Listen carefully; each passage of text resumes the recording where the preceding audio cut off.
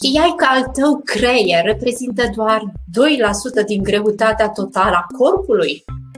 Creierul produce suficientă electricitate pentru a aprinde un bec.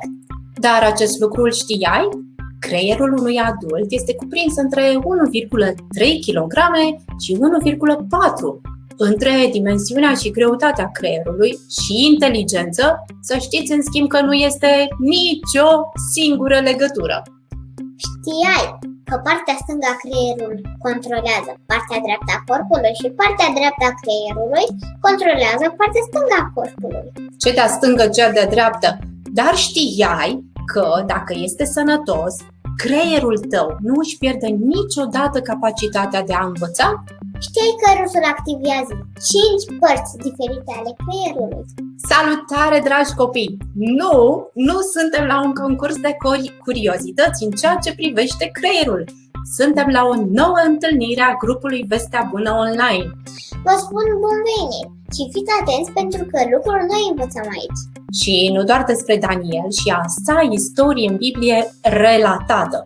Învățăm ce ne face să avem o inimă curată, un trup sănătos, dar și o minte ascuțită.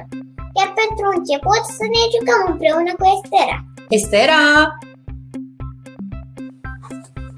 Bună! Eu știu că voi ați spus că nu este un concurs de curiozități, dar nu știu, nu mă pot abține. Sunt așa de curioasă. Dacă mie mi s-ar defecta microfonul, ați văzut câteodată întâmpinăm probleme cu internetul. Ba nu reușim să ne logăm, ba merge mai încet, ba merge nu știu cum. M-am tot întrebat de câteva zile dacă nu mai merge microfonul. Ce vor putea înțelege copiii? Și vreau să facem un test astăzi și jocul acesta, despre testul acesta este vorba. Dacă mie mi se defectează microfonul, voi înțelegeți? Cum ați putea să înțelegeți? Păi, un mod prin care m-ați putea înțelege este să-mi urmăriți buzele, da? Putem să citim buzele. Hai să facem un mic test. Da, mă bucur să vă văd pe toți. Acum, vă rog să păstrați mânuțele odihnite ca să scrieți în chat răspunsul la întrebările pentru joc. Deci, eu n-am să-mi opresc microfonul la voi, dar o să presupunem că se defectează. Și am să vă spun un cuvânt. Și ca să vă ajut, pentru că am decis să vă ajut un pic mai mult astăzi, cuvintele pe care le-am ales să vi le spun fără sunet sunt legate din lecția cu Daniel, din viața lui Daniel. Ne pregătim, am să vă spun prima dată cuvântul și voi îmi scrieți în chat ce am spus, da?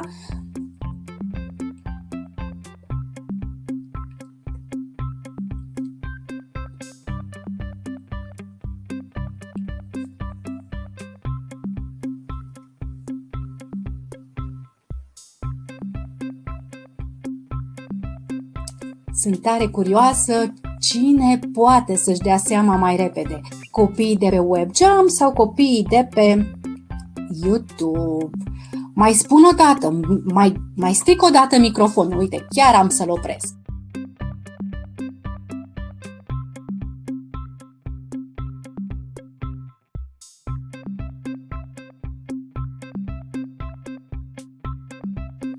Tare! Bravo, Filip și Miriam! Da, împărat! M-am folosit și de mâini, că zic, dacă nu vă dați seama după buze, cel puțin să vă dați seama după semnele pe care le folosesc. Foarte bine! Deci ne putem baza pe voi și fără microfon. Dar ia atenție! Bravo, Savu! Da! Da, Marilena are legătură cu coroana, într-adevăr. Și Alina Micle și Cristina, toată lumea și-a dat seama. Măi, voi chiar vă descurcați! Ce ziceți de asta? Are legătură cu Daniel, da?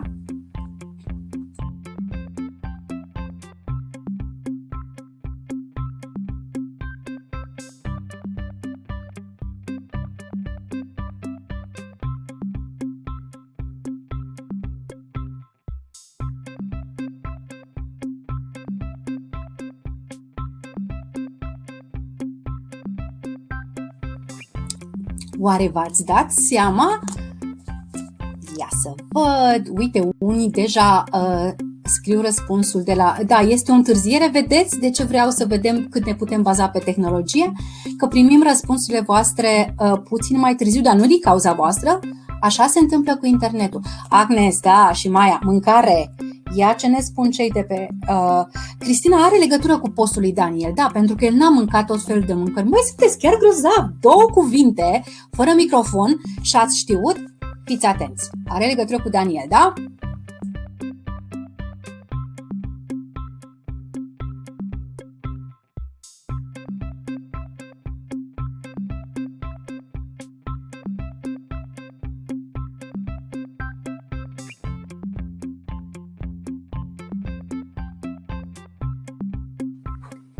Este un cuvânt mai mic, acesta un cuvânt mai scurt și ca să nu se audă chiar deloc sunetul acestui cuvânt, mă bucur că am reușit să opresc microfonul.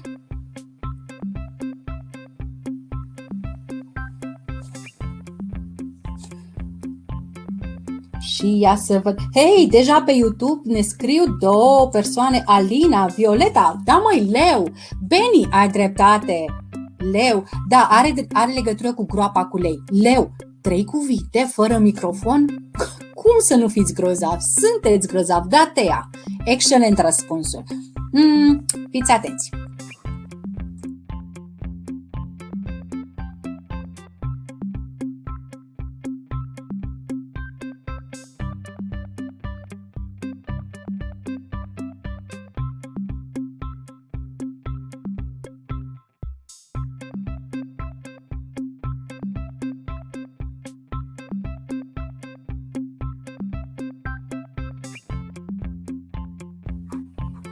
Și cuvântul acesta are legătură cu Daniel.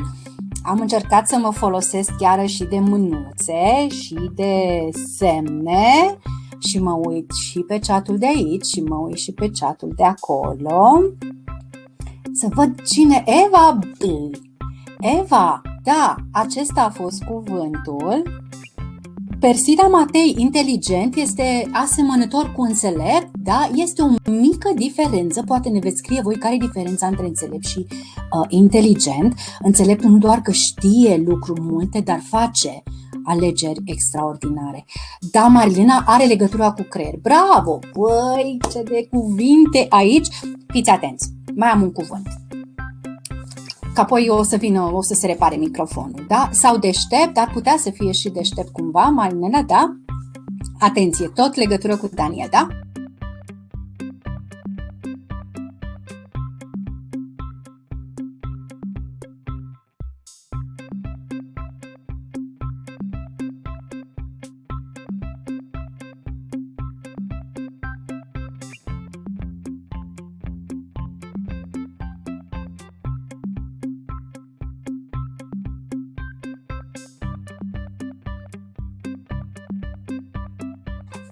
Aici, probabil că v-am prins, îmi pun și eu ochelarii care văd mai bine răspunsurile voastre înțelepte. Alina, ai fost pe fază și Eva, rugăciune. Am învățat multe lucruri despre Daniel, dar în special faptul că el se ruga. Măi, eu văd că voi vă descurcați fără tehnologie și fără microfonul meu, dar hai să vedem în continuare cum vă descurcați cu microfon. Corina? Ei, mulțumim tare, tare mult! Foarte bine te-ai descurcat și tu, Estera, să faci toate aceste cuvinte și să le faci înțelese, dar totuși ascunse pentru copii. Mulțumim tare mult și te așteptăm cu nerăbdare și data viitoare, da? Dragilor, știați că joaca antrenează mintea? Ce a făcut Estera cu voi acum tocmai a fost să vă antreneze mintea, adică, într-un fel, prin anumite exerciții, putem obține o minte ascuțită și un creier sănătos. Ce exerciții mai sunt folositoare? De exemplu, puzzle-urile. Această activitate este excelentă pentru îmbunătățirea activității creierului. Când rezolvăm un puzzle, trebuie să ne uităm la diferite piese și să ne imaginăm unde se potrivesc, în imaginea mărită. Dar eu îmi folosesc imaginația și altfel. Pot spune că îmi înțunez mintea? Păi, depinde cum îți folosești imaginația. Când citesc îmi imaginez cum arată personajele, cum sunt locurile pe unde merg personajele. Îmi imaginez cum sunt casele lor și cu ce se mai îmbracă. Oh, da, lucrul acesta este, da, într-adevăr, și antrenează mintea. Și da, îți antrenezi mintea când înveți, de exemplu, noi cuvinte, fie dintr-o limbă străină sau chiar cuvinte din limba pe care o vorbești în mod uzual, dar pe care nu le cunoști și nu le înțelegi. Ne poți spune și cum am putea face asta? Imediat, dar înainte am vrea să ne rugăm. Ne bucurăm să fim din nou împreună și ne dorim să petrecem timpul acesta cu folos.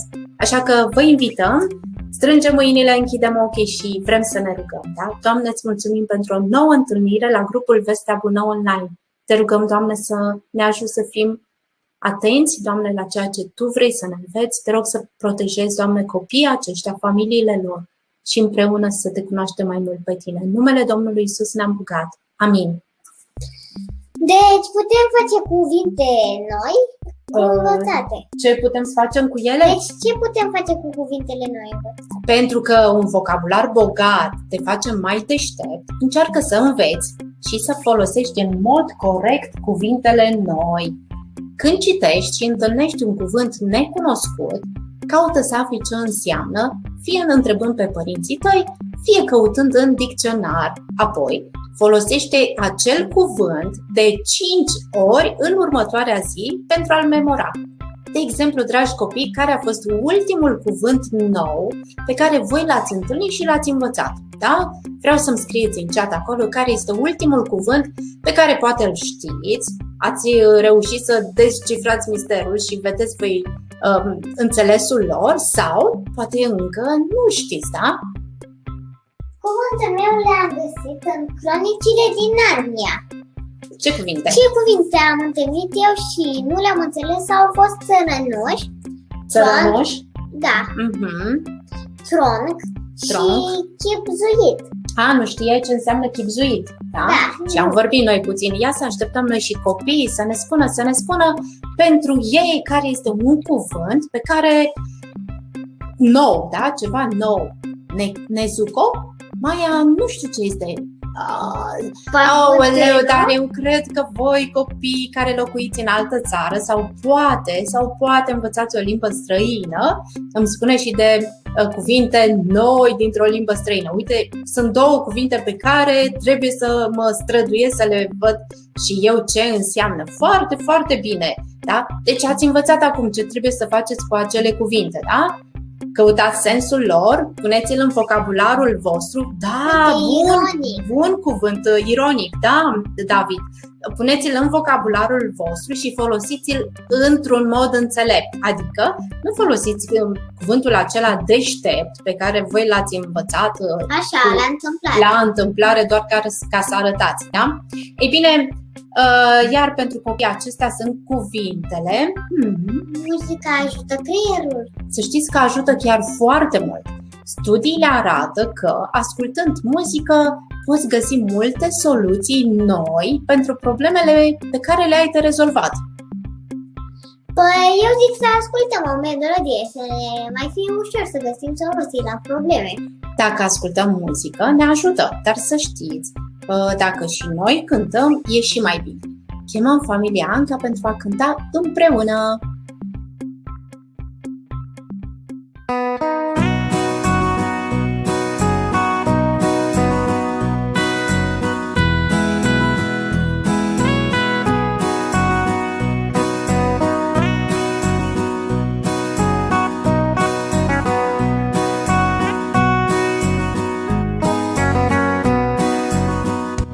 Hotărât să urmez pe Iisus,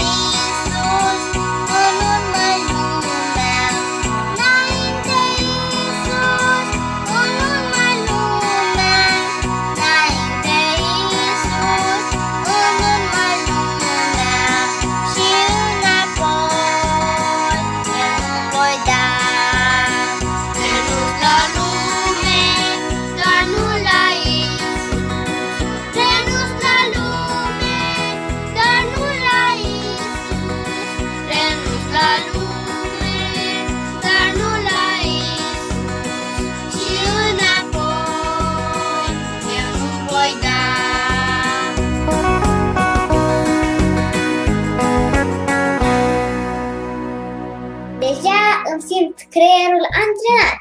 Cred că și copii.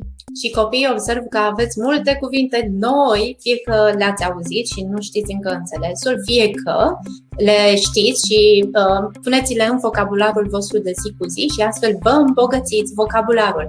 Ei bine, muzica ne ajută să găsim rezolvare pentru problemele noastre și, dragilor, să știți că și astăzi avem un cuvânt secret pe care dorim să-l descoperim. Aceasta este o problemă pe care o avem.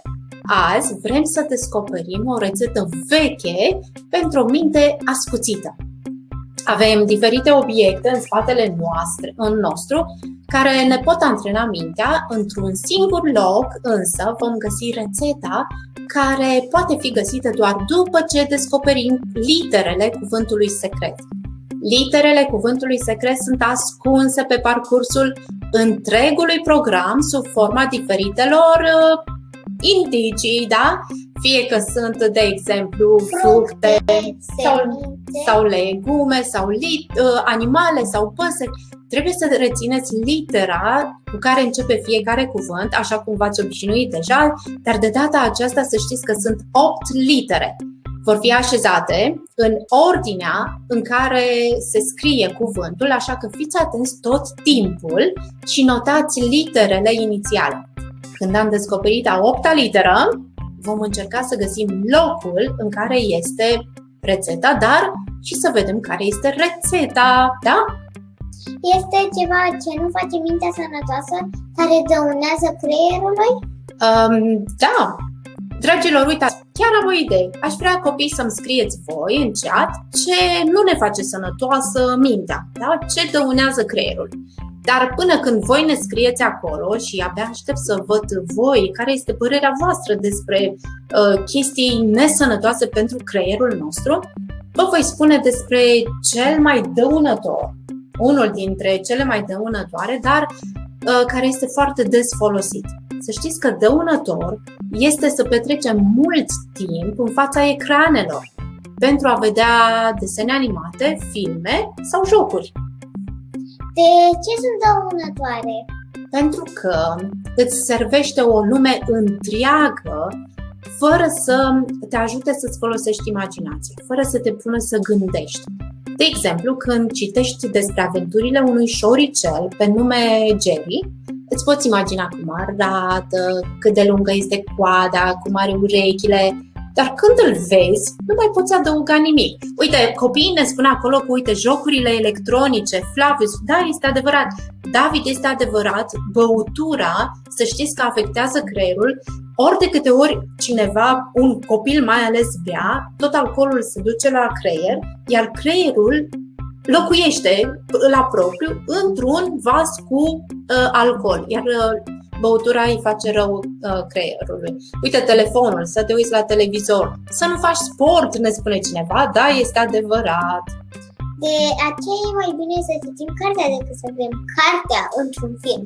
Da, cartea stimulează imaginația. De exemplu, avem istoria lui Daniel scrisă în Biblie. Noi aici doar vă dăm câteva indicații despre lucrul acesta, dar vă invităm să citiți cartea Daniel. Este în Vechiul Testament și vă așteaptă o lume întreagă de descoperit. Totuși, o avem pe Tatiana, care ne va spune ce s-a mai întâmplat cu Daniel. Iar eu zic să o ascultăm și să ne imaginăm. Vreau să încep astăzi cu 2 definiții. Prima definiție la care vreau să te gândești este definiția mândriei. Mândria este sentimentul acela de mulțumire și de satisfacție, chiar de plăcere, de bucurie pentru calitățile proprii. Pe de altă parte, smerenia este atitudinea umilă, supusă, respectuoasă, plină de bunăcuvință. Știți, lecția de astăzi ne ajută să facem diferență între atitudinile de mândrie și să alegem smerenia. Crezi că ai dreptul să fii mândru? Poți să scrii în chat, da sau nu. Răspunsul îl primim în Biblie. Cine te face deosebit? Ce lucru ai pe care să nu-l fi primit? Și dacă l-ai primit, de ce te lauzi ca și cum nu l-ai fi primit? Nu avem dreptul să ne mândrim pentru că Dumnezeu este Cel care ne dă putere, sănătate și nu avem dreptul să ne mândrim. Toți trebuie să învățăm aceasta. Împăratul Nebucadnețar a învățat această lecție într-un mod dur. Era un om mândru, locuia într-un palat minunat, într-o cetate magnifică, domnea peste un imperiu uriaș și avea o armată puternică. Eu am făcut toate aceste lucruri, sunt într-adevăr un mare conducător, se gândea el. El era plin de mândrie. Mândria are în centrul ei eul. Oamenii mândri se gândesc astfel: eu sunt foarte deștept, sau eu sunt foarte bun, mai bun decât mulți alții, sau știu că eu am dreptate întotdeauna. Toate acestea se referă la mine. Nebucadnețar era foarte mândru, așadar trebuia să aștepte ca Dumnezeu să-i se împotrivească. Biblia ne spune că Dumnezeu urăște mândria și este împotriva celor mândri. Oare ce-i va face Dumnezeu lui Nebucadnețar? Se pare că Dumnezeu i-a trimis împăratului un vis neobișnuit. Împăratul a văzut în visul lui un copac ce se afla parcă în centrul pământului. Era mai mare decât orice copac văzuse el până atunci. Cred că lui îi plăceau copacii și el nu văzuse niciodată unul așa de minunat ca acesta. Copacul a crescut mare și puternic și a ajuns până la cer. Împăratul se gândea că el poate fi văzut de la marginea pământului.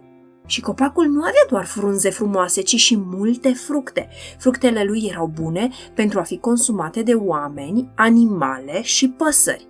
Desigur, acest copac, așa de mare, dădea o umbră plăcută, astfel că tot felul de animale se bucurau să stea la umbra lui și tot felul de păsări și-au făcut cuibul în ramurile lui.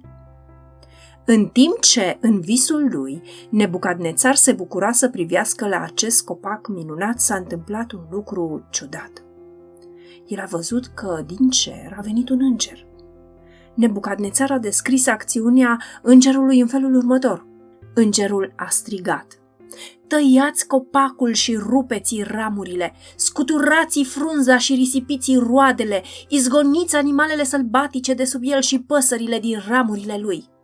Dar trunchiul, legați-l cu lanțuri de fier și de aramă în iarba de pe câmp. Visul nu se sfârșește însă aici. Ceea ce a spus îngerul după aceea a fost și mai ciudat. Ca să fie udat de roa cerului. Mintea lui de om să fie schimbată într-o minte de animal, să treacă 7 ani. Aceasta se va face ca toți să știe că cel preanalt stăpânește peste toți oamenii. El pune să domnească pe pământ pe cine dorește el. Ce vis ciudat! Sunt sigur că pentru tine un asemenea vis nu are niciun sens, dar aici este un lucru pe care trebuie să-l înțelegem. Dumnezeu voia ca Nebucadnețar să știe că el, cel preanalt, este stăpân peste toate lucrurile. Când vezi cât de mare și de puternic este Dumnezeu, începi să înțelegi cât de mic și de slab ești tu. Comparați cu Dumnezeu, noi suntem foarte, foarte mici și nu avem nimic cu care să ne lăudăm. Va înțelege Nebucadnețar aceasta? El s-a trezit. Acum nu se mai simțea puternic, îi era frică. Să vină înțelepții! Să-mi spună semnificația acestui vis. Înțelepții au venit, magicienii, astrologii și vrăjitorii. Credeți că ei au putut să spună semnificația visului? Nu. În final s-a înfățișat și Daniel înaintea împăratului Nebucadnețar, i s-a adresat cu numele lui babilonian. Beltșațare, a spus el, știu că tu ești mai înțelept decât toți înțelepții mei. Duhul Dumnezeilor celor sfinți este în tine și nimic nu este prea greu pentru tine. Spune-mi ce înseamnă visul meu. Daniel știa că Dumnezeu era cel care îi dăduse o slujbă așa de importantă. Pentru interpretarea visului, Daniel depindea de Dumnezeu și nu de înțelepciunea lui. El nu era mândru, ci din contră smerit. Așa dorește Dumnezeu să fim și noi. Biblia spune că Dumnezeu le dă har celor smeriți. El a făcut aceasta pentru Daniel. Când împăratul a terminat de povestit visul, a așteptat explicația lui. A așteptat îndelung. Daniel nu spunea nimic. El nu voia să-i dea împăratului îngrozitoarea veste pe care i-a descoperit-o Dumnezeu. În final, Daniel a spus: Domnul meu, doresc ca semnificația acestui vis să fi fost pentru vrășmașii tăi. Împărate Nebucadnețar, acel copac minunat pe care l-ai văzut erai tu. Tu ai devenit puternic și domnești peste cea mai întinsă împărăție de pe pământ. Tu și măreția ta sunt cunoscute de toți, dar ai văzut un înger coborând din cer care a spus: tăiați copacul și distrugeți-l. Cred că în timp ce continua să vorbească, Daniel și-a ales fiecare cuvânt cu foarte mare grijă. Cel preanalt a poruncit să-ți părăsești locul pe care îl ai între oameni și să trăiești ca animalele. Va trebui să mănânci iarbă ca boii și să dormi sub cerul liber, astfel încât vei fi udat noaptea de rouă. Vor trece 7 ani până când vei înțelege că cel preanalt este adevăratul stăpân al pământului și până când vei recunoaște că Dumnezeu este suveran peste toate împărățiile de pe pământ. Ce mesaj înspăimântător! Amintește-ți, Dumnezeu era împotriva mândrului împărat. Dumnezeu nu iubește mândria. Mândrie este atunci când îți atribui ție ceea ce îi aparține lui Dumnezeu. Mă gândesc, oare ești și tu vinovat de mândrie? Poate că te gândești: eu sunt cel mai bun la matematică sau nimeni nu mă întrece la sport. Sau dacă ești fată, te gândești: cel puțin nu sunt așa de urâtă ca cealaltă fată. Știi, atunci când îți atribui ție ceea ce aparține lui Dumnezeu, aceasta este mândrie. Sau poate că te gândești: eu n-am nevoie de Dumnezeu și nu l-ai primit pe Domnul Iisus Hristos ca mântuitor al tău pentru că te gândești: eu sunt destul de bun așa cum sunt. Dumnezeu este împotriva mândriei și Dumnezeu ne avertizează pe noi să nu fim mândri, așa cum a vrut să-l avertizeze și pe împăratul Nebucadnețar cu privire la mândria lui. Daniel i-a mai spus împăratului încă ceva. Porunca să lase trunchiul cu rădăcinile copacului înseamnă că îți vei recăpăta iarăși împărăția de îndată ce vei recunoaște stăpânirea celui care este în ceruri. Daniel lucrase mulți ani pentru împărat și nu voia să vadă că se întâmplă aceste lucruri groaznice. De aceea i-a dat câteva sfaturi înțelepte. El i-a spus: întoarce-te de la păcatele tale și fă ceea ce este bine. A mai trecut un an. Împăratul Nebucadnețar nu s-a schimbat deloc. Într-o zi se plimba pe acoperișul palatului, uitându-se peste marea cetate a Babilonului. N-am construit eu un oraș minunat? Priviți la acest palat strălucitor, casa mea! Am făcut toate acestea prin puterile mele. Ce mare sunt! În timp ce mândrul împărat vorbea, s-a auzit o voce din cer. Află, împărate Nebucadnețar, că ți s-a luat împărăția, te vor izgoni din mijlocul oamenilor și vei locui la un loc cu animalele sălbatice, îți vor da să mănânci iarbă ca la boi și vor trece peste tine 7 timpuri până vei recunoaște că cel preanalt stăpânește peste împărăția oamenilor. Nenorocirea s-a abătut imediat asupra lui, exact așa cum visase.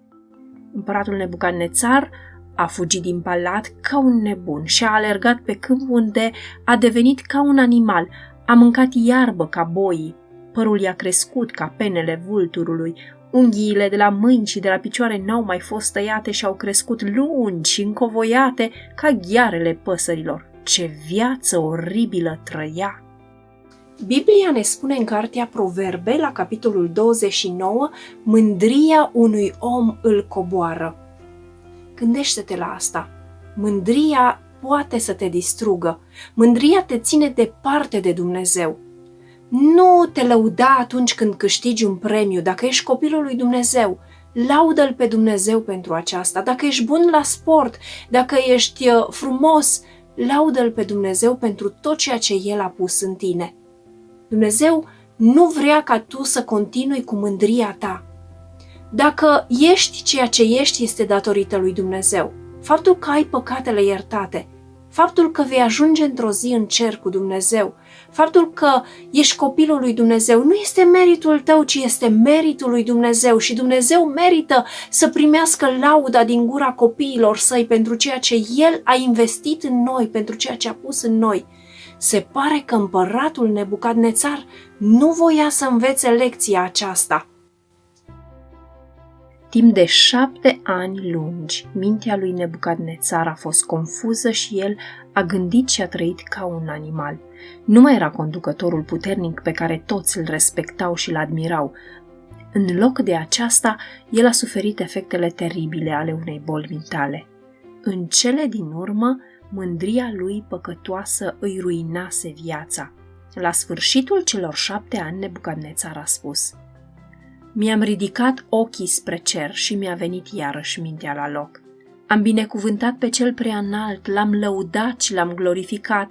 Nimeni nu are dreptul să pună la îndoială ceea ce face Dumnezeu. Mai era împăratul mândru? Nu.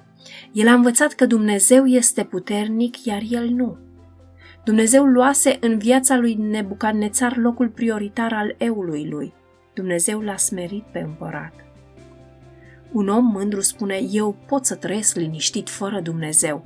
Un om smerit spune: am nevoie de Dumnezeu foarte, foarte mult. Un mândru spune: sunt mai bun decât mulți oameni, Dumnezeu nu mă va pedepsi.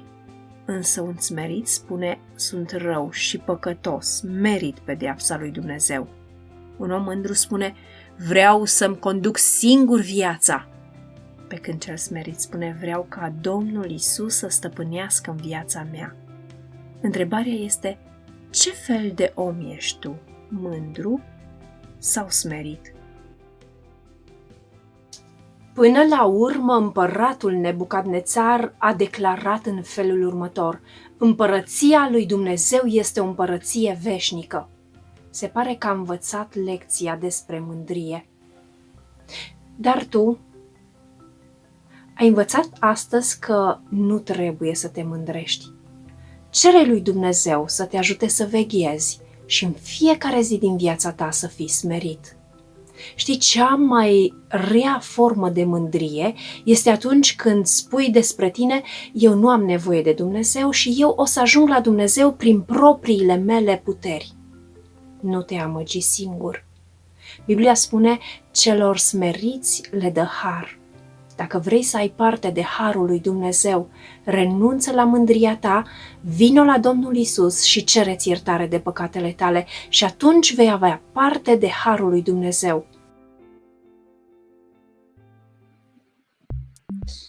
Ce împărat, ce situație tragică! Și da, într-adevăr, dar ce minunat a fost că în viața împăratului a fost un Daniel, căruia a putut să-i spună visul. Păcat că nu a putut la început să ia decizia cea mai înțeleaptă. Dragi copii, am vrea doar să vă spunem că poate dacă ai o problemă sau dacă ai o situație pe care ai dori să o împărtășești cu noi, noi suntem aici. Să știți că noi nu putem să rezolvăm problemele, mai ales problema ta cu Dumnezeu. Nu noi o putem rezolva. Dar știi, ne putem ruga pentru tine și cu tine. Puteți să ne scrieți pe numărul de WhatsApp, AMEC pentru copii, da, acolo pe care îl știți, acolo unde ne trimiteți și tot ce înseamnă pentru lucru manual. Și îndrăzniți, suntem aici chiar și pentru voi. Și într-adevăr, au apărut și primele indicii. Le-ați notat, pentru că și noi le-am pus aici. Avem un Strugure, un melc și un elefant. și eu le-am notat. Ce mai ajută creierul? Ei bine, mai ajută creierul și ghicitorile. Ghicitorile, să știți că stimulează imaginația, stârnesc curiozitatea și chiar este vesel să le deslegi. Chiar am câteva ghicitori pentru voi. chiar dacă răspunsul, fiți atenți că nu sunt ghicitori din acele foarte, foarte ușoare, Sunt chiar cam mai grele. mai complicate, chiar dacă nu vă dați seama din prima de la ce s-o fi gândit cel care a creat ghicitoarea aceasta, dar aș vrea să nu te dai bătut, da? Ia să vedem. Copii, scrieți în chat, eu voi spune ghicitoarea, da? Ce trece prin fața ochilor tăi și nu-l poți vedea? Ce poate fi? Vântul, atomii, Atomii, păi e o lume întreagă din atomi, deși nu asta. Praful, păi sper că v-ați făcut curat în cameră și că nu este așa de mult praf, da? Deci nu, Maia, off. Greu, oare ce trece prin fața ochilor tăi și totuși nu-l poți vedea, da? Oare ce trece? Gândește-te, nu știu, Filip, ce este? Aerul, vântul, dar nu trece prin fața ochilor, da? Gândiți-vă la asta. Nici vântul, sper că în camera voastră nu aveți vânt, da? Nu suflă vântul pe acolo. Ei bine, aerul, vântul, nu vă dați bătut, iar răspunsuri. Vrem să vă ajutăm puțin. De fapt, haideți să ascultăm o cântare, poate vă inspiră, da? Ia să ascultăm cântarea.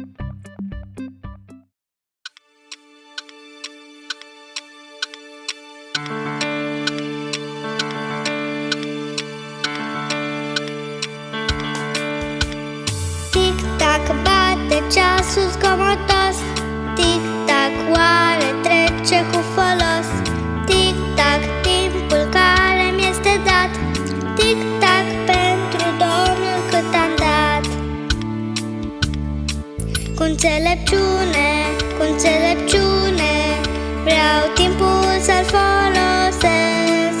Cu înțelepciune, nici o secundă să nu risipesc.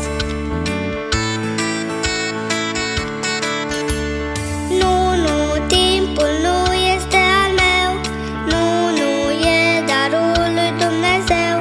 Zilnic Biblia vreau să o citesc, zilnic să mă rog să meditez.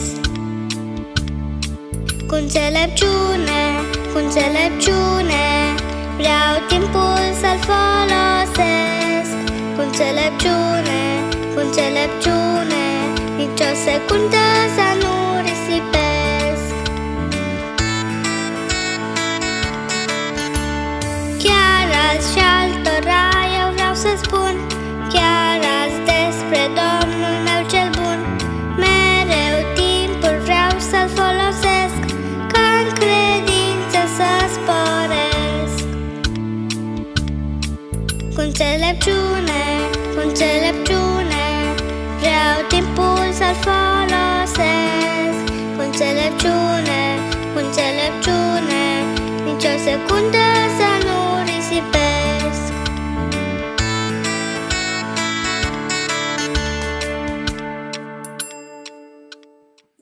Hei, v-ați dat seama? Chiar înainte de a începe cântarea au apărut răspunsurile și da, într-adevăr, timpul este cel care trece prin fața ochilor noștri și totuși noi nu-l vedem, da?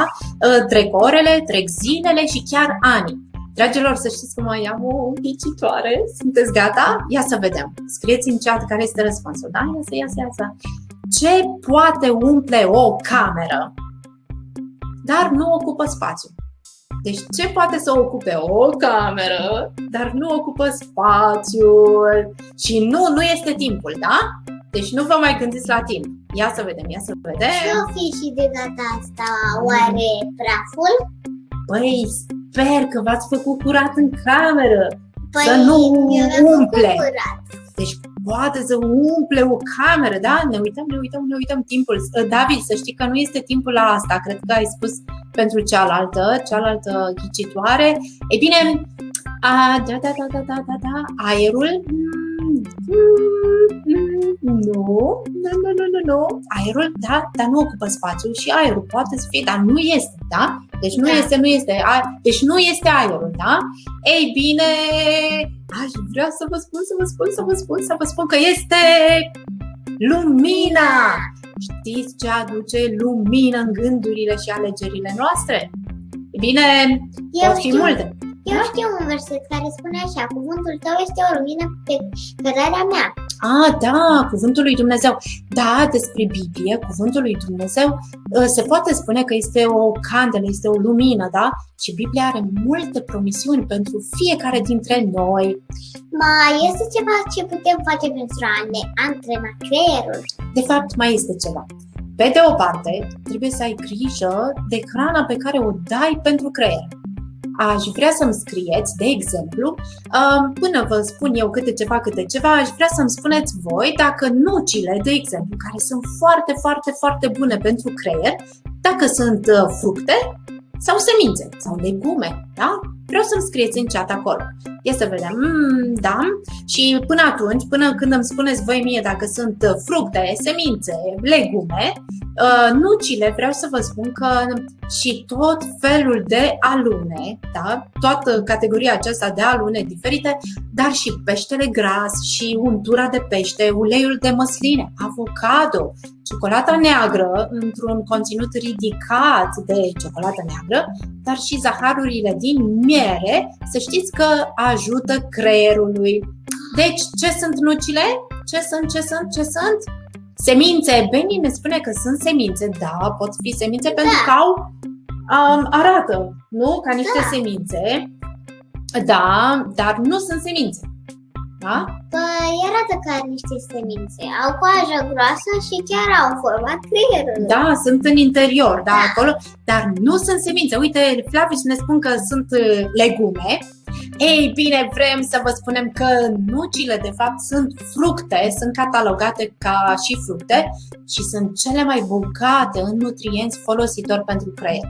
Să știți că pe lângă alimentație trebuie să-i mai dăm un alt fel de hrană. Putem să-i dăm un felii subțiri. Pe versete, Biblia, cuvântul lui Dumnezeu. Să știți că, memorând Biblia, verset cu verset, dă creierului o hrană sănătoasă. Pentru aceasta îl avem cu noi pe Teo. Nu Teo de la Constanța, da? Ci Ene, da? Care ne va învăța o feliuță din Biblie. Haideți să-l ascultăm.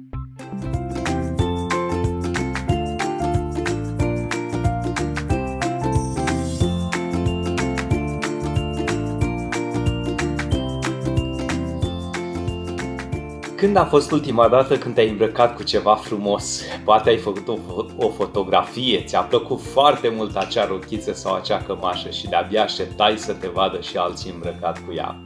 Astăzi avem un verset în Biblie pe care aș vrea să-l citesc și care se găsește la 1 Petru, capitolul 5, versetul 5. Eu o să-l citesc din Biblia mea și voi o să-l citiți, o să-l urmăriți pe ecran.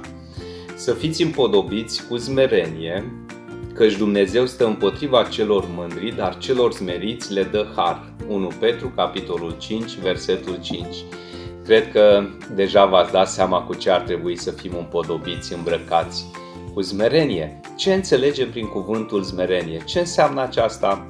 Dicționarul explicativ al limbii române spune: smerenia este acea atitudine umilă, supusă, respectuoasă, o comportare modestă, plină de bunăcuvință. Adică, atunci când ai făcut ceva grozav, ai luat un excelent sau un 10 la un examen, nu te dai mare, ci să ai o atitudine de respect și față de cei care au luat mai puțin. Îl mai citim o dată și după aceea vă voi spune ce mai înseamnă să fii împodobit cu smerenie. Să fiți împodobiți cu smerenie, căci Dumnezeu stă împotriva celor mândri, dar celor smeriți le dă har.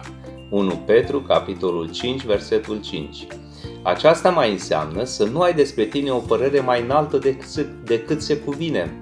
În ochii lui Dumnezeu niciunul nu este mai bun decât altul. Mai spunem o dată versetul, dar de data aceasta îl spunem cu mâinile pe cap. Să fiți împodobiți cu smerenie, căci Dumnezeu stă împotriva celor mândri, dar celor smeriți le dă har.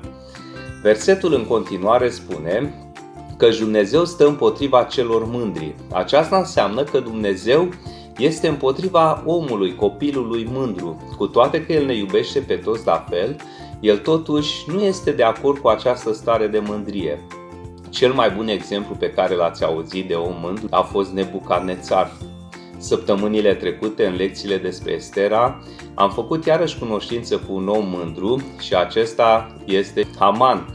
Dar cred că ați mai văzut atitudini de mândrie și la colegii voștri, la prietenii voștri și, dacă suntem sinceri, cred că și la noi am mai văzut atitudini din acestea de mândrie. Poate ai spus, eu sunt mai bun ca celălalt, eu știu mai bine engleză ca și colegul meu. Deci atunci când vezi pe cineva mândru, te rogi pentru el.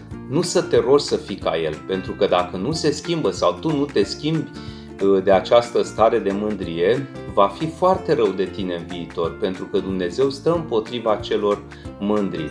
Acum am vrea să mai spunem o dată versetul, dar o să fie jumate din el acoperit cu un copil cu o expresie de mândrie, care are o față mândră, ca să înțelegem mai bine această stare care uneori o putem avea și noi.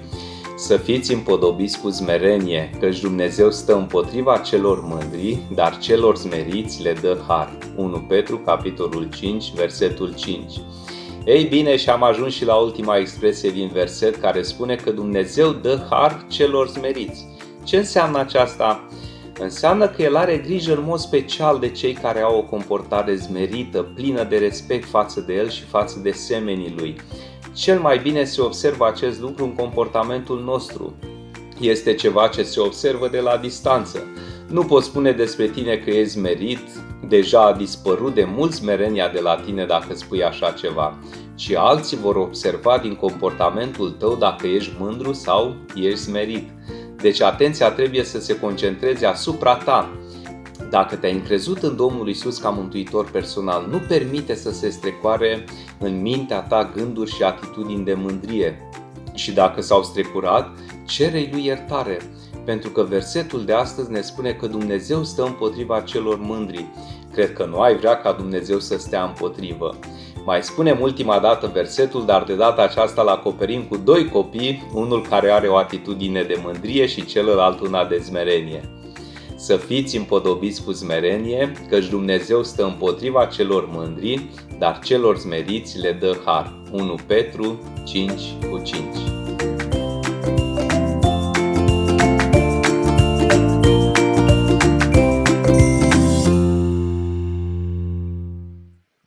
Am văzut alte indicii, o egretă și o nucă, ceea care e foarte bună pentru creier. Iar versetul acesta chiar m-a pus pe gânduri. Dumnezeu nu poate să facă bine celor care sunt mândri. Să știți că, într-adevăr, Dumnezeu nu poate să se folosească de oamenii care sunt foarte mândri, pentru că ei se cred că nu au nevoie de Dumnezeu. Dragilor, să știți că aici am lăsat un loc gol, da? Oare ce-o fi? Fiți foarte, foarte atenți ca să-l umpleți, da? Biblia, să știți că este plină de lucruri care trebuie să ne pună pe gânduri, dar este plină și de promisiuni minunate. Și haideți să cântăm o cântare nouă și să descoperim o promisiune pe care o spune această cântare.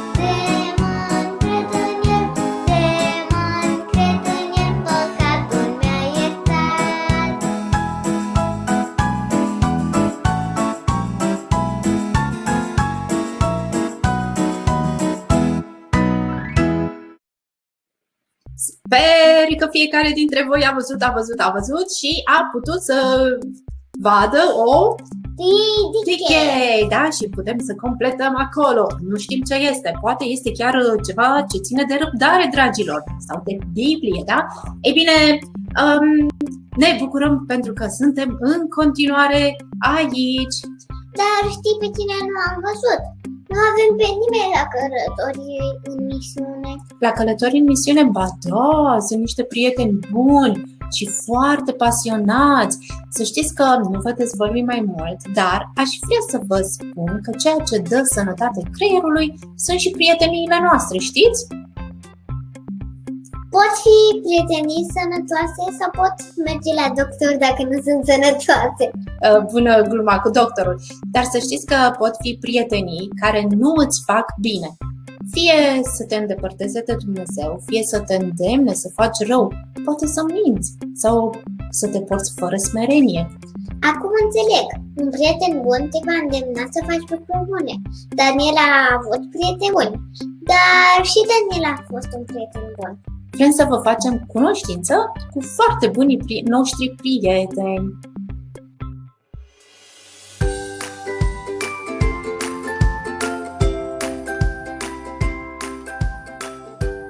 Ai auzit vreodată expresia via veritas vita? Știi ce înseamnă? Calea, adevărul și viața. Iar acesta este motoul orașului Arad și se află scris pe primărie. Aradul este situat în vestul României, la granița cu Ungaria. Acesta are o populație de aproximativ 400.000 de locuitori, dintre care aproximativ 170.000 se află în reședința de județ cu același nume.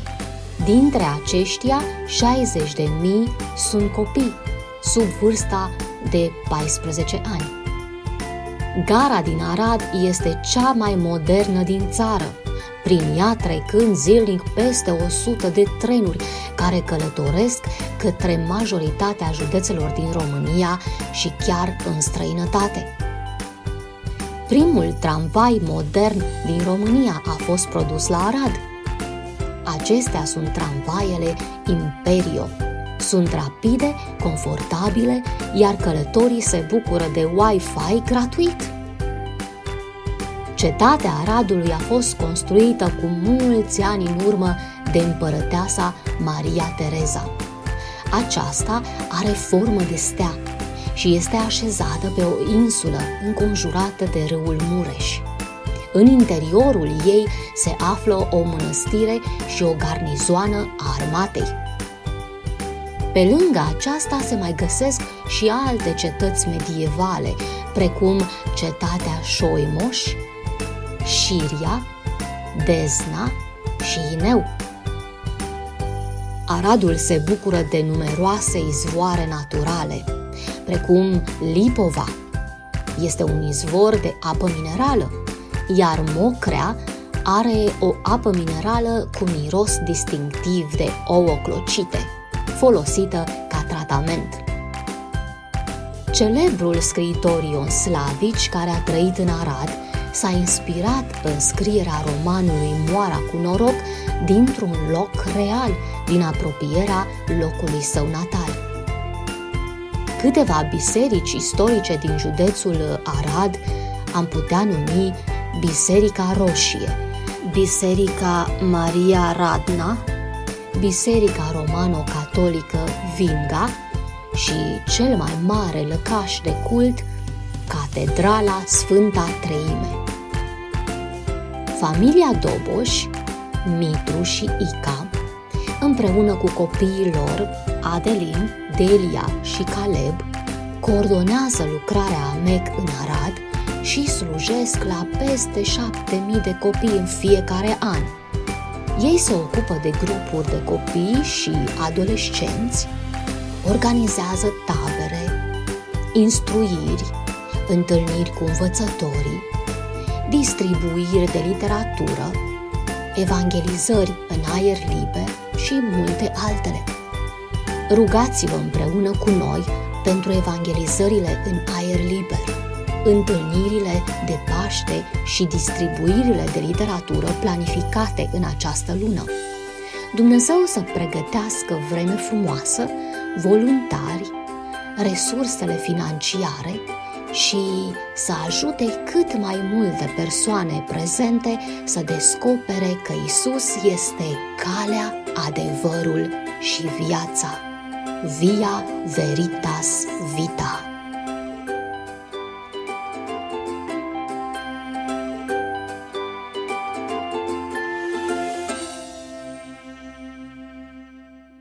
Ce țară frumoasă avem! Am descoperit un nou județ, Arad! Și o nouă familie care face o minunată lucrare. Mi-ai spart timpanele cu țara ta frumoasă, dar chiar avem o țară frumoasă. Ei bine, înainte de a trece la noile indicii, aș vrea doar să facem o scurtă, foarte scurtă recapitulare, da? Deci avem un strugure, melc, elefant, râitiche. Cine este râit să facă mai tare? Râitiche, egretă, da? Nuci. Și aici ce mai fi? Am mai descoperit acolo un iepure și un elan.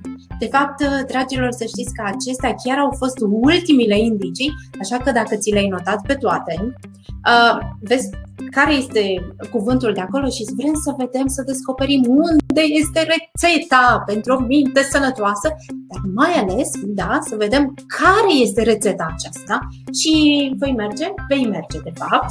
Ia să vedem. Aici nu este. Nu distruge mobilierul din dotare, da? Doar caută rețeta. Ia să vedem. Aici nu este. În jocuri. Nu este. Acolo la metronom, nimic. Nu. La craft, nimic. Șaf. Uită-te bine, cu atenție, copiii așteaptă, nu cumva. Am găsit cuvântul. Ia să vedem. Păi ea trebuie să-l arăți copiilor. Ia uitați, hai, băi, trebuie să-l Haideți și să-l deschidem. mai este ceva acolo. Ce mai scrie? Ia, uite, ia să vedem. Într-adevăr, dragilor, ați avut dreptate, v-ați dat seama că este vorba despre smerenie. Dar vreau să vedem care este rețeta. V-am spus eu că avem o rețetă acolo, da? Pe spate scrie rețeta. Smerenia, calitatea omului iubit de Dumnezeu și plăcut oamenilor. Deci când ești smerit și Dumnezeu te iubește, da? Dar ești și plăcut oamenilor, da? Ei bine, a avea o părere cumpătată despre tine. A ști că tot ceea ce ești, tot ceea ce ai și tot ceea ce ești este datorită lui Dumnezeu, aduce sănătate minții tale și prietenii frumoase cu cei din jurul tău. Aceasta este rețeta smereniei. A fi cu nasul pe sus, a te purta urât cu cei din jur, arăta că nu suntem prea înțelepți și nici smeriți. Și pentru că am descoperit rețeta, vrem să vă dăm un alt indiciu care face să ai o minte antrenată. Învață un meșteșug sau o activitate nouă. Poți, de exemplu, frământa aluat. Roagă pe mama ta să te lase cu un lighean cu făină și niște apă, bagă-ți mâinile acolo și vezi ce iese. Sau poți face oale sau farfurii din lut. Dacă este cald, găsește niște pământ, argilă, amestecă într-o cantitate potrivită cu apă și fă niște oale, da? Nu încerca să le bagi la cuptor. Toate lucrurile acestea pot să te ajute să faci diferite lucruri manuale și să te ajute creierul să se dezvolte. Păi, nu avem o idee acum de lucru manual? Păi cum să nu? Violeta ne-a pregătit încă ceva ce putem face. Haideți să vedem!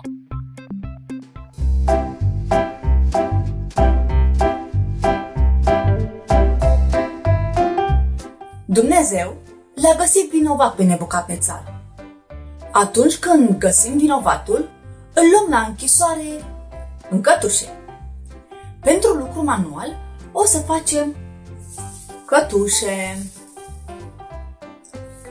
Pentru aceasta ai nevoie de o coală de hârtie.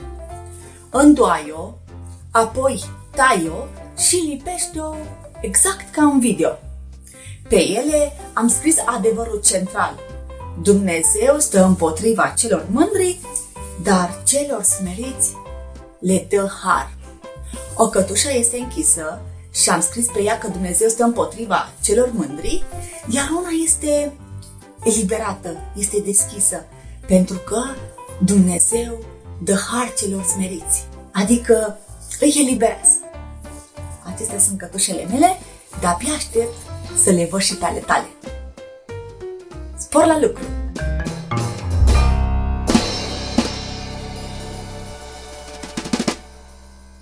Încă o activitate pe care o așteptăm fotografiată și pe care să o trimiteți la numărul nostru de WhatsApp. Domnul Râncuianu, cum se mai descurcă? Păi, tocmai că nu prea se descurcă. Să știți că are nevoie și astăzi de ajutorul copiilor. Data trecută câștigătorii au fost băieții, dar toate răspunsurile au fost corecte și din partea fetelor, da? Eu zic să-l ajutăm. Așa ne antrenăm mintea și ne putem verifica cât de atenți am fost la program. Da, este adevărat. Haideți să vedem ce a mai făcut domnul Lâncuianu. Să știți că el este foarte harnic, cam uituc, dar foarte harnic. Recent a plantat niște copăcei la el în grădină. Problema lui este că a uitat să îi noteze și nu își mai aduce aminte fiecare ce pom este. Abia așteaptă să vină ploaia ca ei să înfrunzească și să dea rod și să găsească merii.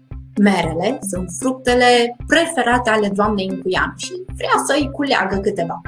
Până vine ploaia, haideți să vedem ce echipă găsește cei mai mulți meri din grădină. Ne vom împărți din nou, așa cum ne-am obișnuit în două echipe, fete și băieți, și vom răspunde pe rând în chat și să știți că este necesar o singură dată să răspundeți acolo, iar Ingrid, după ce răspundeți corect, ne va ajuta să extragă, bilețelul de acolo și să vedem, să aleagă pomul pentru echipa. Haideți să vedem cine câștigă de data aceasta, da? Repede vine ploaia, ia să vedem. Prima întrebare și începem cu fetele. Într-un fel mai și îndulcim durerea fetelor. De data trecută n-au fost ele câștigătoare, da? Dar așteptăm. Ia să vedem. Deci avem 6 copăcei, iar prima întrebare pentru fete este așa. Ce este mândria? A. Un sentiment plăcut care este bine să îl avem fiecare dintre noi. B. Să ai despre tine o părere mai mare decât se cuvine. C. Un copac mare și roditor. Să fie smerenia un copac? Nu știu. Fetelor, voi ce spuneți? Așteptăm răspunsurile voastre acolo. Să ai despre tine o părere mai mare decât se cuvine? Să știți că unii oameni, mai ales psihologii din ziua de astăzi, asta spun într-un fel, să ai o părere foarte bună despre tine. Dar Biblia spune să ai o părere bună sau cum o fi, să ai o părere, un copac mare, un sentiment plăcut care este bine să-l avem fiecare dintre noi. Ce o fi și ce o fi? Ia să vedem. Răspunsul corect este... Și este să ai despre tine o părere mai mare decât se cuvine. Acesta este mândria, da? Iar fetele, uite aici, punem. Pentru fete, copacul cu numărul 2. Sperăm să crească. Vor fi meri acolo, nu știu, dar punem aici pentru fete. Întrebarea numărul 2 pentru băieți. Ce atitudine are Dumnezeu față de cei smeriți? A. Le dă har. B. Îi pedepsește. C. Îi ajută să se mândrească. Cum să-i ajute să se mândrească? Eu nu zic. Da. B. Să-i pedepsească? Nu cred nici asta. Eu zice A. Le dă har. Știm că Dumnezeu a pedepsit pe Nebucadnețar, care a fost mândru. Da, care și a fost nesmerit. O fi existând cuvântul acesta, dar îl putem folosi. Ia să vedem. Iar băieții ne spun. Ia să vedem dacă este adevărat. Ștefan și Filip și Teia și tot ei și Timei spune că într-adevăr le dă har, adică le dă îngăduință. Ia să vedem. Hai să vedem ce avem pentru băieți. 5. copacul cu numărul 5, sărăcuțul de el. Sperăm că s-a prins acolo, da? Și că o să dea niște numere frumoase. Întrebare pentru fete, a doua întrebare. Ce arăta visul că se va întâmpla? A. Vor fi tăieri ilegale de pădure în împărăția sa. B. Îi vor crește crengi în loc de mâini. C. Pentru o perioadă de 7 ani, împăratul va trăi foarte ciudat, datorită mândriei lui. D. Îi vor crește crengi în loc de mâini. Nu cred. Asta vor fi tăieri ilegale de pădure în împărăția sa. În România se cam taie, dar fetele oare ce spun? Spun acolo că... Ce? Spun cele mai multe fete spun acolo că... Și Luis Maria spune că ce? Și Gabriela. Și Ștefan vrea să ajute fetele, da? Și într-adevăr spune că pentru o perioadă de 7 ani, împăratul va trăi foarte ciudat. Să vedem ce avem. 3. Și el e puțin cam micuț și sărăcuț, dar vine ploaia și o să-l ude, da? Și o să crească mare. Da, fetele au 2 și 3 până acum. Să vedem întrebare pentru băieți. Ce veste bună i-a dat Daniel împăratului? A. Pomul acela pe care l-a visat va crește înapoi. B. Că împărăția îi va fi dată înapoi atunci când va recunoaște că Dumnezeu stăpânește pentru toate lucrurile. C. Că acest vis nu va avea efect în niciun fel în viața lui. E bine, visele Dumnezeu în timpul acela a vorbit prin vise. Și astăzi Dumnezeu poate să vorbească prin vise. Dar este adevărat că nu toate visele sunt... îți vorbesc Dumnezeu, ci cele mai multe sunt gânduri adunate de peste zi, da? Dar pomul acela pe care l-a visat va crește înapoi. Ce o fi și ce o fi? Iar băieții ne spun că B este răspunsul adevărat. Și Mariu și Maria, care ajută băieții, și Edi ne spune că și într-adevăr, băieților, împărăția îi va fi dată înapoi atunci când va recunoaște că Dumnezeu stăpânește peste toate lucrurile. Uite, și pe YouTube toți băieții s-au înarmat acolo și au dat răspunsurile corecte. Foarte bine, băieților! Și băieții au... Ce copăcel? Ce copăcel, sărăcuțul de el? Oare 6? Uite! 1! Da? L-au chiar pe cel mai mare. Pe cel mai mare? Da. Unde îl vezi tu mare? E mai îndepărtat acolo, da? Ei bine, 1. Ultima întrebare pentru fete. Fetele cu cuiete. Cum poate să împiedice mândria pe oameni să creadă în Domnul Iisus? A. Îi face să creadă că ei se descurcă și fără Dumnezeu. B. Mândria nu poate să împiedice pe nimeni cu nimic. C. Îi face să mănânce iarbă. Ce? Nu cred. Da, îi face să mănânce iarbă pe împăratul Nebucadnețar. L-a făcut să mănânce iarbă. Deci Dumnezeu poate să... Dar Dumnezeu a făcut. Dumnezeu a făcut.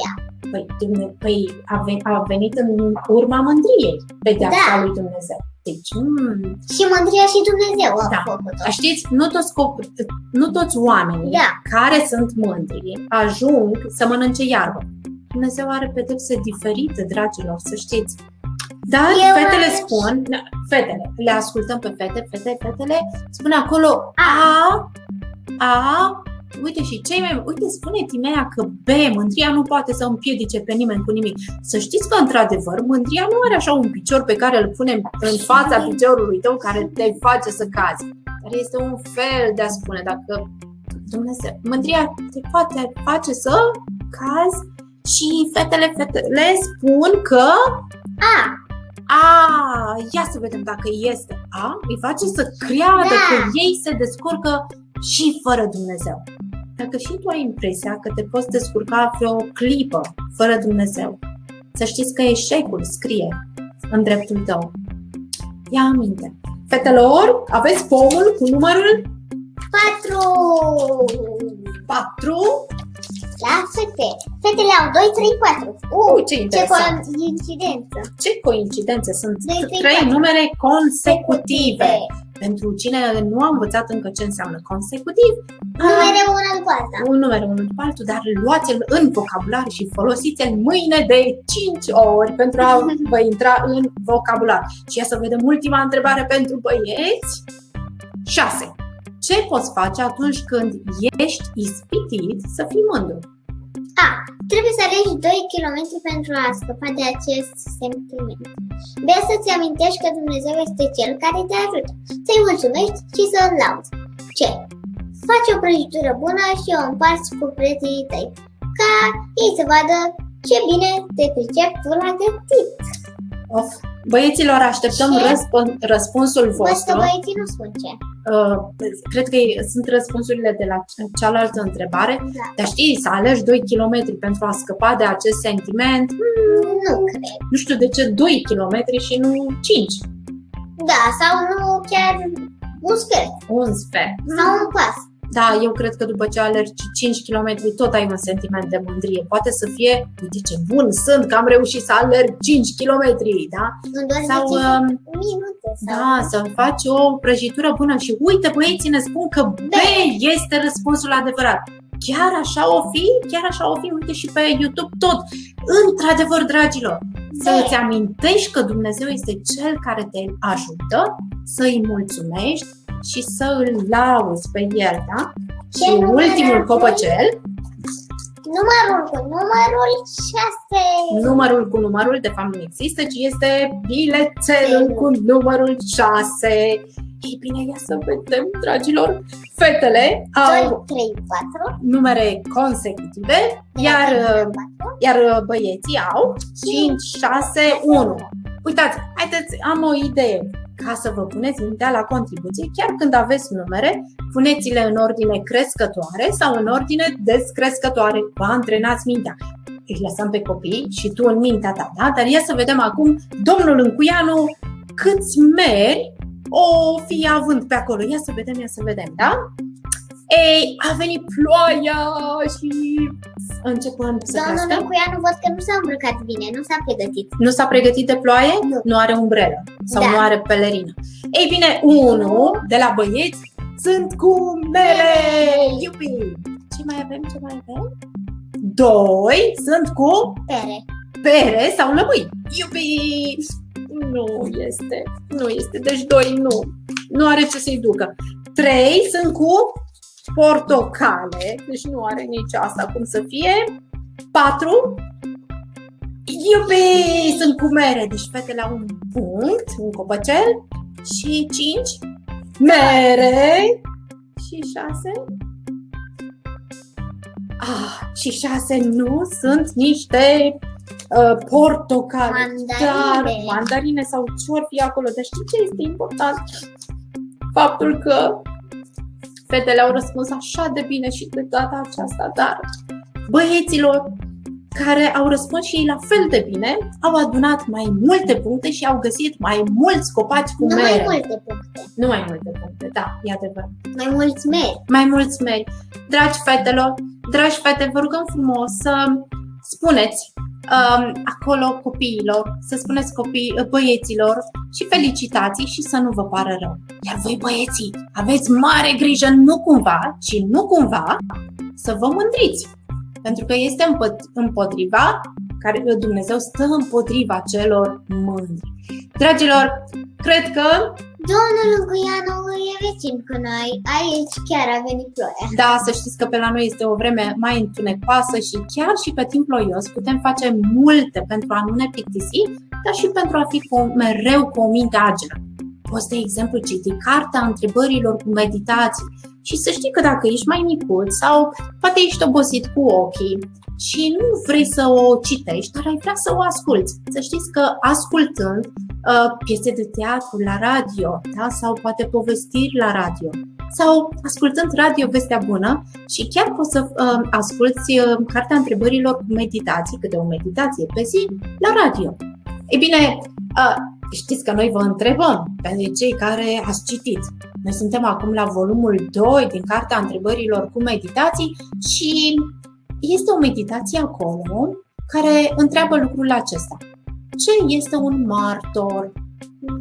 Ce o fi și ce o fi? Voi știți ce este un martor? Hai că o să vă spun eu de data aceasta, dar sper că v-am făcut destul de curioși, astfel încât să alergați, să vă antrenați mintea cu multele întrebări și răspunsuri de la Cartea Întrebărilor cu Meditații. Să știți că martorul este cel care spune judecătorului sau juraților adevărul și doar adevărul. Știai că și tu poți fi un martor?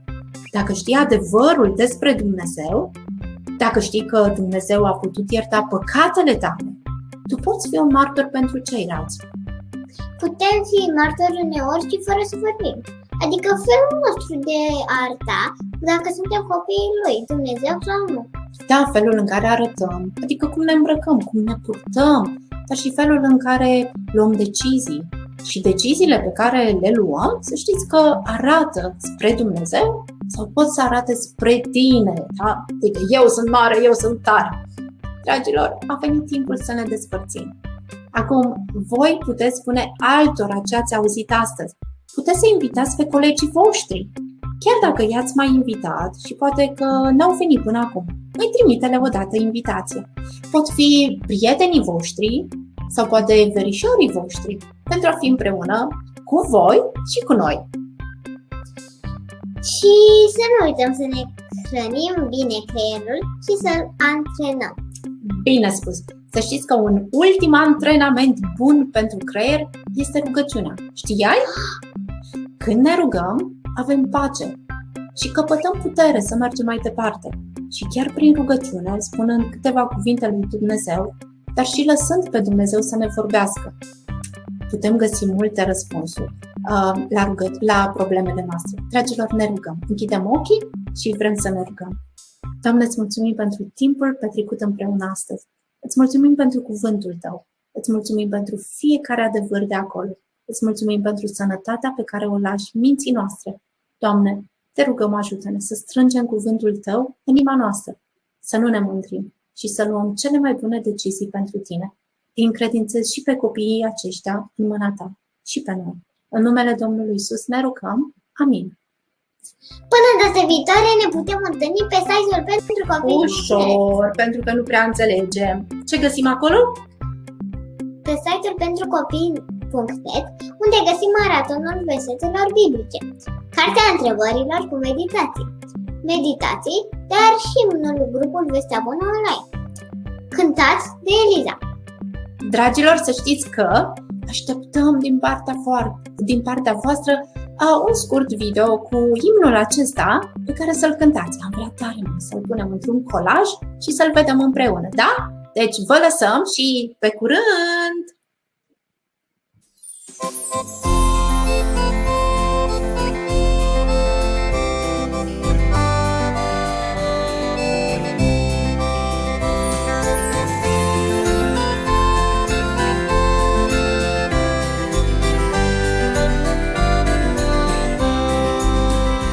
Astăzi ne întâlnim, vestea bună să auzim, de Iisus să povestim, să învățăm să Îl cinstim. Suntem doar copii, dar dorința inimii este să fim cu Iisus în veșnicii. Vrem cu inimi curate să lăudăm, viața noastră întreagă să-i o predăm. Regelui care pentru noi a murit, ne-a iertat păcatul și ne-a mântuit.